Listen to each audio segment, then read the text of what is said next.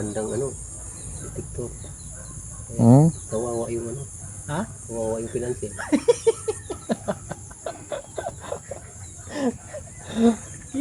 Hindi pa kami nakita ni Jimor talaga. Pag nakita So kami, yung financier dito ang ano. So dito yung simento noon. Pero ito yung hinukay nila. Ang laki ng kinain ng bako mga kuha. Oh. Sabi nyo ba, ang laki ng impounding mo Maraming tilapia dyan. Kahit 20,000 na tilapia, talagaan. Actually, laon man kadto na. so Mura na bitog naog. Munaog mo ko sa 60 feet na di na matabas financial eh. Muna sa 500,000 pag inabot yung 60 feet. Nalapas na. Kanal. Ang laki. May target sa hapon. Yung anong na yung sundo natin. So, tara na. Sakay na. Morning!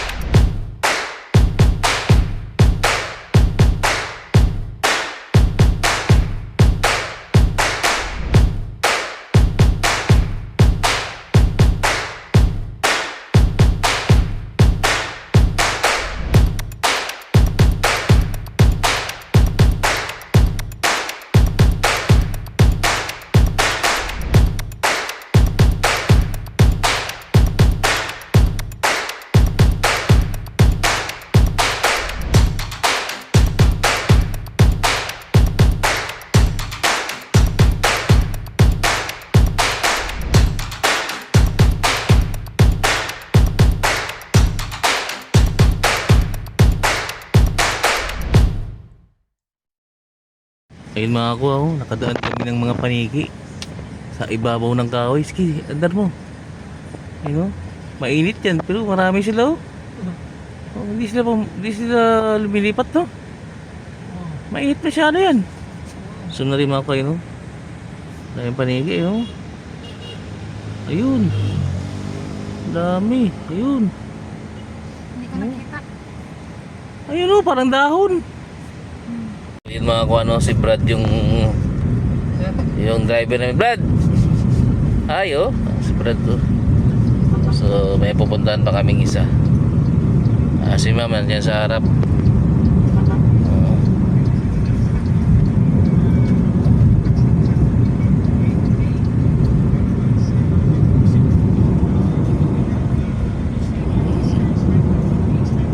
Lumang simbahan dito na mga kuha ito ay lugar ng Carmen. Carmen, no? Oo. So galing kaming Tubigon, magpunta kami ng Carmen, tapos papunta kami ng Ubay. So yung simbahan na yan ay yung simbahan dito sa Carmen. Lumang simbahan din mga kuha. Mga kuha no, so eto, nandito tayo sa isang lugar na kung saan ay naghukay sila ng napakalaki ba kuha no. So malamang malaki din ang ginastos dito. Bako ang ginamit ng mga kuha no. Pero ang nakuha puro bato no.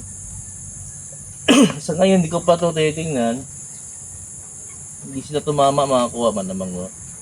So may pumuntang hapon dito at gustong bilhin itong area at sinasabi nung hapon ay parang gagawa lang siya ng irrigation para naman ay makuha niya yung gusto niya. Pero ang problema hindi pumayag yung may-ari at yung nagkukay dito ay Pilipino at hindi irrigation yung ginawa kundi pang-ilog na, no?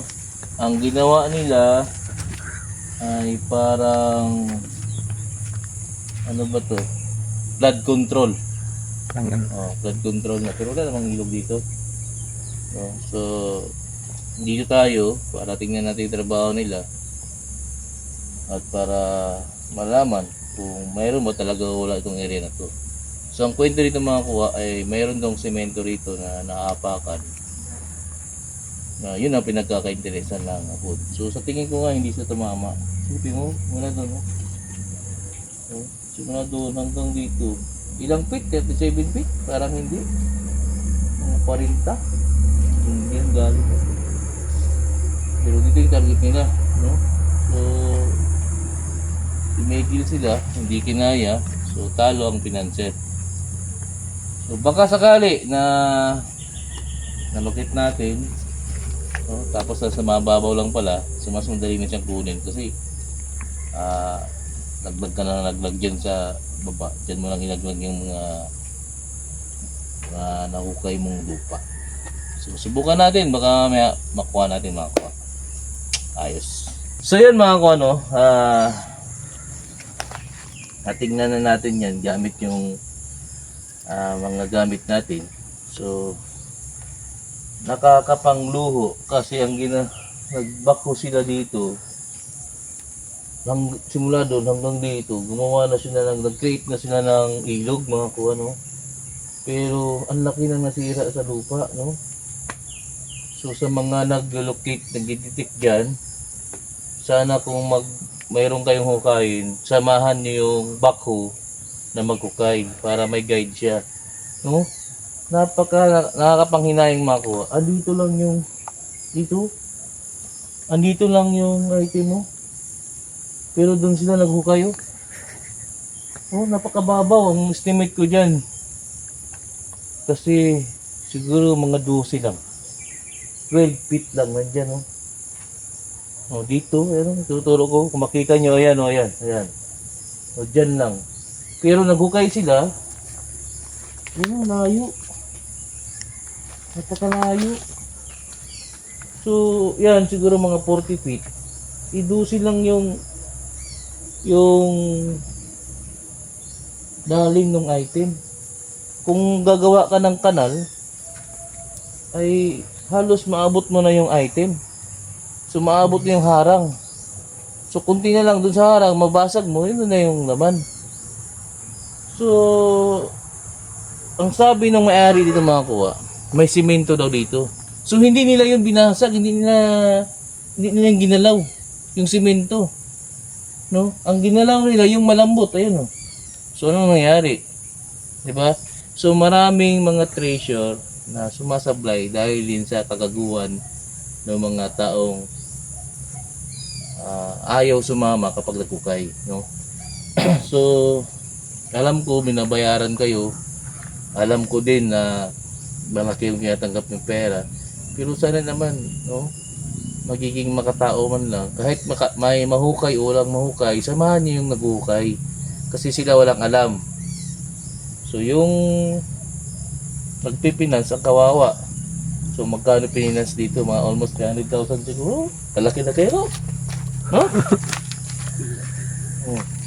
Na ilang araw yan, bubuan na siguro itong hinuhukay, no?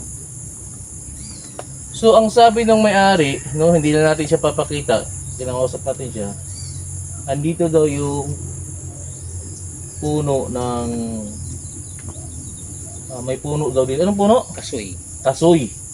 Nasa gitna yung kasoy at andito na yung item. So pumunta yung hapon dito at ito nga yung gustong kunin ng hapon.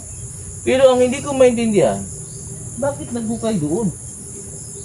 So hindi accurate yung ginamit, no? Malamang hindi accurate o malamang gumagawa ng ano. No, nakakapangluho mga kuha, no? Pero ayan na natin, no? Ganoon talaga ang pag-treasure. Lahat ng shore ay wala. Puros lang tres, no? So meron din sigurong dahilan kung bakit hindi niya nakuha. Siguro may hinihintay na tao na dapat kumuha nito. Pero malamang sa malamang mga kuha, hindi ako yun. No? Ako ay nandito lang at tinignan tong ginawa nila. At para sa akin, no, para sa akin pakiramdam, para sa akin pag-trace, kahit wala pang sure, ay nandito yung item. No? So, ayon sa may-ari, nandito daw yung semento, andyan yung kasoy. So, bakit pa pumunta doon yung naghuhukay? So, yun mga ko, napakalayo ng tinakbo namin, almost 3 hours. Tapos ang maabutan ko ganito. Sablay, no? Siguro kung pinanganak yung mga taong marurunong, nagtago yan sa bahay nila.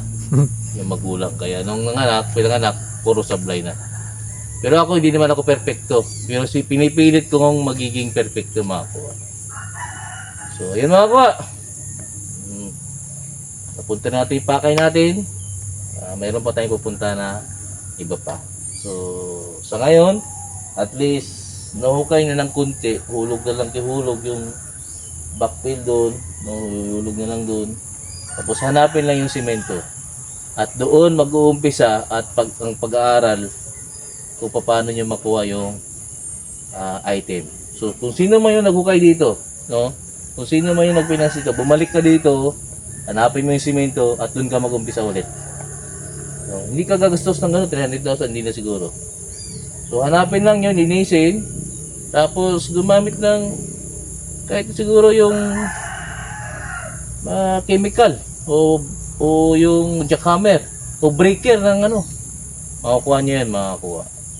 So yung mga ito ang yung Kuya Sisil, nagbibigay ng masayang tanawin. Masaya ba yan? No? So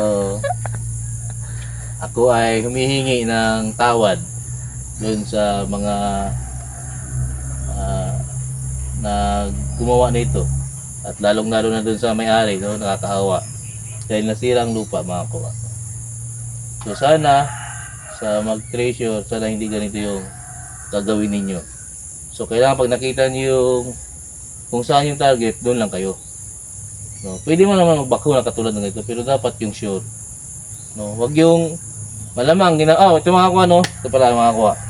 Ang ginamit dito mga kuha ay Tesla. Tapos yung Aura. Tapos Maria. No? So walang kasiguraduhan ang hinukay. So ang sabi, magkakasunod-sunod na yung ginto, pero ang nakita ay magkasunod-sunod na bato pala. So pati yung nature nagalit na doon, no? Gusto nang bumalik sa pinanggalingan niya. So yun mga may nagpapaalam at nag-iiwan ng masayang alaala. Adios.